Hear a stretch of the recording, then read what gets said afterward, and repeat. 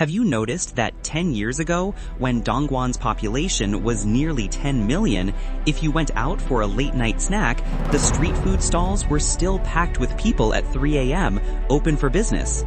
But now, Dongguan's population is still nearly 10 million, and the inner-city railway is open. Thank you for joining us on today's program. Every key detail you need is right here on China Crisis. Yet now, Hujie is deserted, Chang'an is deserted, and Humen is also empty. Even in the Dongguan city center, like Huijian, Wanmao, and Fumin Pedestrian Street in the south, there are signs everywhere for prime shops for rent and prime shops for transfer. Where have all the people in Dongguan gone? It is Tuesday and there's nobody on this entire street in front of our shop. And look over here, this whole street is empty too. The parking spaces are all vacant. You see? Yes, I really don't know where all the 10 million people in Dongguan have gone. Look at my shop. At this time, it's 3:45 p.m. There's nobody here. Luckily, we have online sales. Otherwise, we don't know how we would have survived. This time, it is completely over. All this equipment is going to be scrap metal. It is all finished, piled up everywhere. Since August, factories in Dongguan and Shenzhen have been closing down one after another. These piles of equipment stacked high haven't seen a single customer in 10 days to 2 weeks. Not a single person has come to look, let alone buy anything. Every piece of equipment is just sitting here depreciating. At this rate, it'll really become scrap metal. In the past 2 years, China's economy has been sluggish with insufficient domestic demand and weak consumer confidence. Many businesses couldn't survive in this environment and were forced to close. Some Taiwanese and foreign invested enterprises affected by the U.S.-China trade war have moved production lines to Southeast Asian countries such as Vietnam, resulting in many Chinese people facing unemployment. 我37岁，在深圳。 Supported by my husband and savings, life is mundane, nothing like before. Back then, I never worried about money for food, clothing, shelter, or transportation. Now I have to compare prices to find the cheapest place to buy groceries. To be honest, Shenzhen and other first-tier cities are no longer suitable for young people's development. Forget about opportunities to make money. Even your path to survival is narrow. The blogger lamented that she ordered takeout yesterday and the delivery driver was clearly a recent college graduate. Nowadays, more and more college graduates are choosing to deliver food or packages. Their future seems increasingly bleak, and they really can't see any way out. Dongguan, with its over 10 million migrant workers, now features empty shops and empty houses. Huangjiang used to be teeming with pretty women and bustling with crowds. Now, hotels and clubs are totally deserted. I just want to ask, where have all the people gone? Pretty ladies, where are you? Do you realize how prosperous Dongguan was before the crackdown on prostitution? Back then, it was already known as Little Hong Kong. It was likely much more bustling than Shenzhen, Shanghai, and even Guangzhou. Every few steps, you would see a factory, and a few steps later, you would reach a very lively commercial street, brightly lit everywhere. Then you'd walk to the next intersection where there was a supermarket, and, a few steps further, a hotel. The streets were absolutely packed with people. The actual employment situation in Shenzhen now is vastly different from before. Many companies don't seem in a hurry to hire anyone. Whether you apply to a big company or a small one, the response time is always a bit slow. Secondly, some listings are like zombie jobs. They are just sitting there. You don't know if they are truly hiring or not, and there is absolutely no news.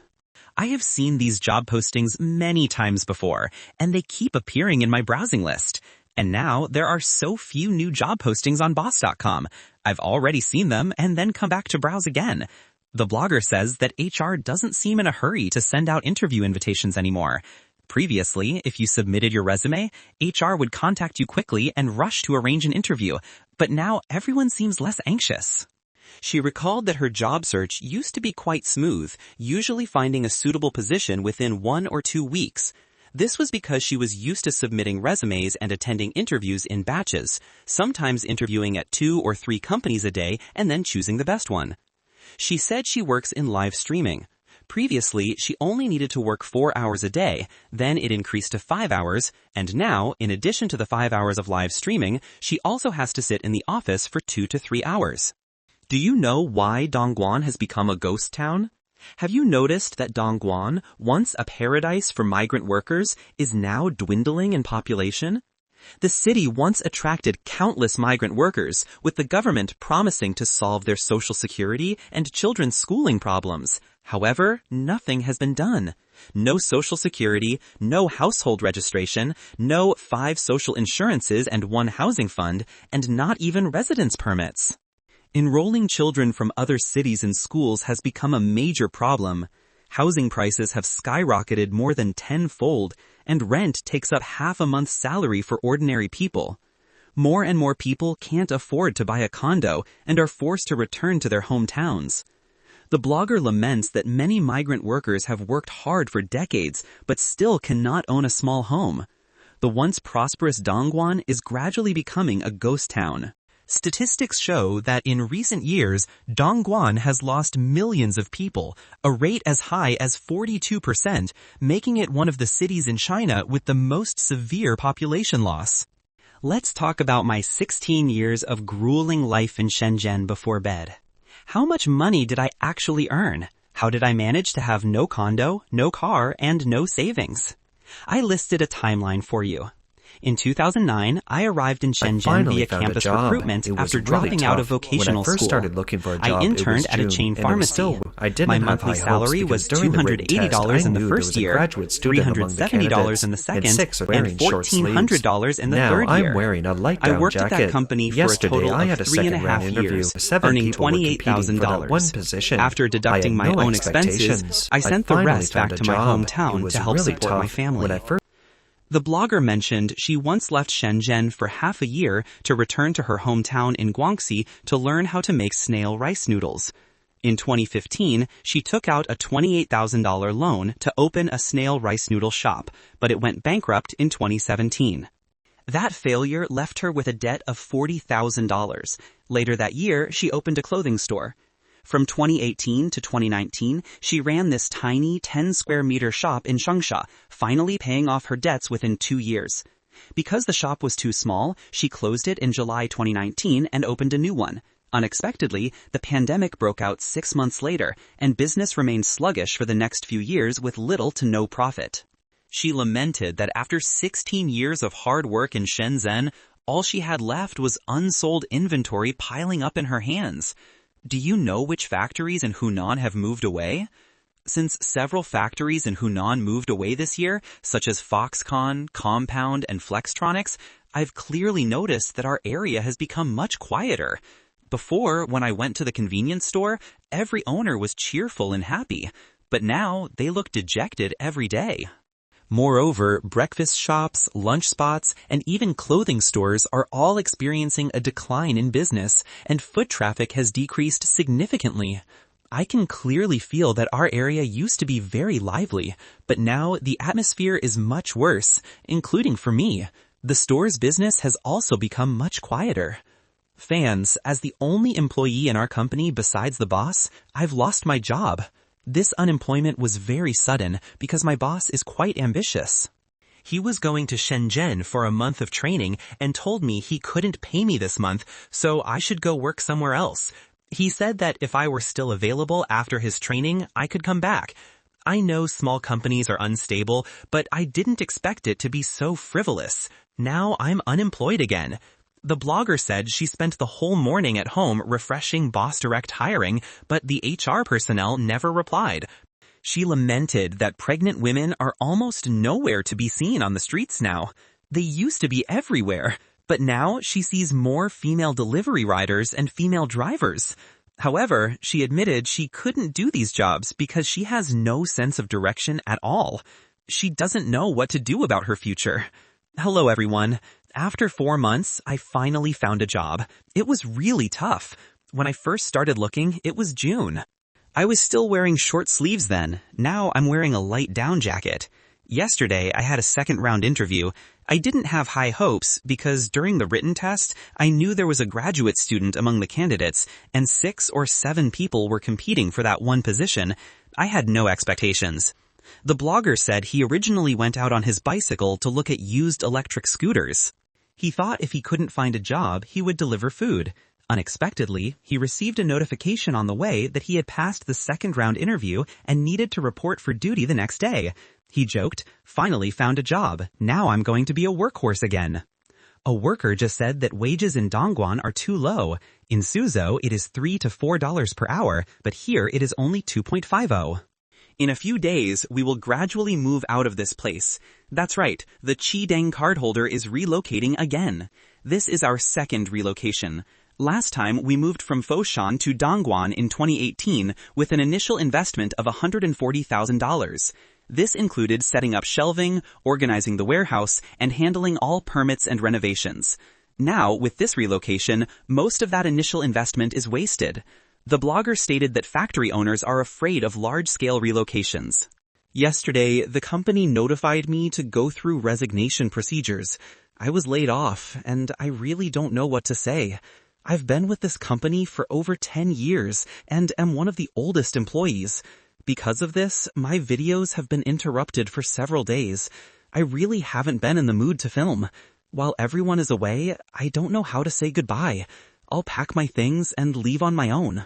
I will come back at the end of the month to handle some things, and then I'll be officially unemployed. The blogger said she is 40 years old this year and suddenly received a resignation notice, leaving her unsure of her next step.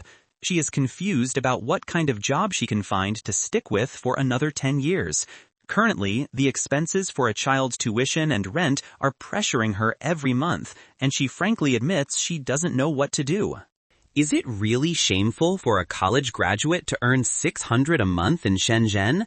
I'm a 23-year-old woman from Maoming who's been in Shenzhen for almost a year since graduation. My monthly take-home pay is $560. After deducting rent of $140, transportation of $30, and phone bills of $100, there's hardly anything left. So now I cook for myself every day after work, each meal costing just $50, and treat myself to a nice meal only on weekends. Whenever someone asks if it is shameful to earn $560 a month with a bachelor's degree or compares me to someone with elementary education earning $20,000, I never respond. For ordinary people like us, establishing ourselves in Shenzhen is harder than climbing to heaven. I don't dare to have high expectations. I just want to continuously improve myself and achieve an income exceeding $1,400 as soon as possible. This factory has also closed down. All the air conditioners have been dismantled. The economic situation is bad this year. Many factories are closing down. Everyone must cherish their jobs. This factory used to be very good. It made motors. Now there are basically no people left. Everything is dismantled and messy. This factory used to be very busy with many people working there. Now there's practically no one left. 20 or 30 years ago, there were once prestigious and renowned companies. Now they are desolate, which is truly lamentable. I remember over 10 years ago when the Great Wall Ceramics factory entered the industry. It was a very large and well-known factory, always boasting nearly 10 booths at exhibitions, enjoying immense success. What caused its decline and closure? The underlying reasons are worth pondering. We've used this factory for over 10 years. We moved here in July 2013. Seeing that we're moving away today, I feel very reluctant. It is really a bit sad. I can't bear to leave. This is an iron shed. In the summer, the temperature can reach 50 degrees Celsius. I stood here broadcasting live for 2 whole years. It was really tough. Against the backdrop of the trade war and industrial relocation, capital flight has once again attracted widespread attention. A leaked list of Dongguan companies relocating shows that at least 12 manufacturing companies moved to Vietnam or Thailand in the third quarter of this year, mostly labor-intensive industries such as electronics and textiles. On November 7th, a Weibo user named Going to Work by Bicycle posted a picture of a company relocation notice, writing, "I'm going to lose my job next month. What should I do?" The poster stated that he has worked on an assembly line in an electronics factory in Dongcheng, Dongguan, for 5 years, earning $700 a month. $450 of that goes to mortgage payments, leaving only enough to support his family of 3. The notice indicated the company decided to relocate entirely. Comments revealed that after a garment factory near Dongguan moved to Cambodia, more than half of the remaining 200-plus employees are still unemployed, with many forced to deliver food or sell goods at the market. Another netizen shared, "My mother's factory moved to Myanmar that year, and she used her compensation to open a breakfast shop, but now her daily turnover is only $10. Before, she worried about working too much overtime. Now she worries about having no customers at all." A 38-year-old unemployed worker posted a lament that after working as an injection molding worker for 10 years, he scrolled through countless hiring postings but couldn't find a suitable position.